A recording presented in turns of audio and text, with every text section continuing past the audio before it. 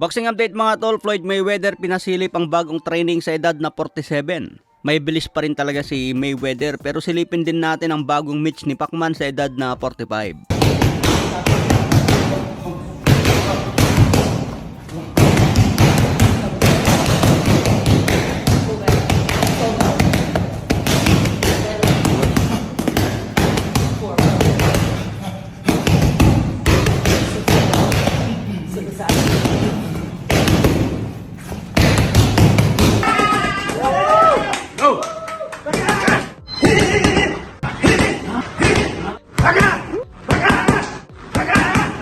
You don't lose that punch.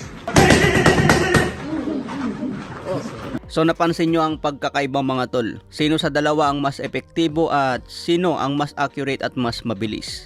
Sa kanilang edad ngayon mga tol, parehas pa rin aktibo kahit exhibition ang laban.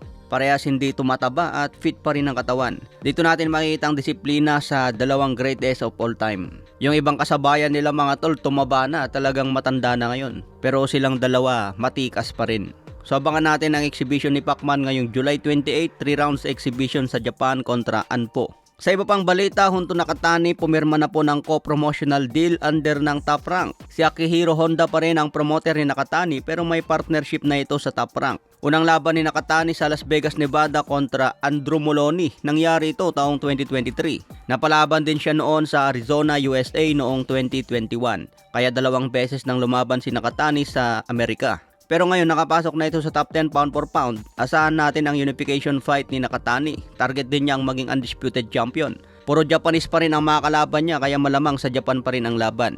Hawak ni Takuma Inoue ang WBA belt. Hawak naman ni Ryosuke Nishida ang IBF. Hawak naman ni Yoshiki Taki ang WBO. Kaya lahat ng champion sa bantamweight division purong Japanese. Kaya sila lang din ang maglalaban for undisputed. Sa iba pang balita, trainer ni Tank Davis, malaki raw ang porsyento na matutuloy ng laban kay Shakur Stevenson. Target daw ang laban sa November. Wala na raw makakapigil sa laban dahil free agent si Stevenson. Isa na lang daw ang pwedeng pumigil sa laban. Ito ang kaduwagan ni Stevenson. Baka raw matulad kay Lomachenko, bigla na lang matras. Kung hindi raw maduwag si Stevenson, 100% siguradong matutuloy na ang laban sa November. Magandang laban ito mga tol, masusubukan si Stevenson kung matibay ba talaga.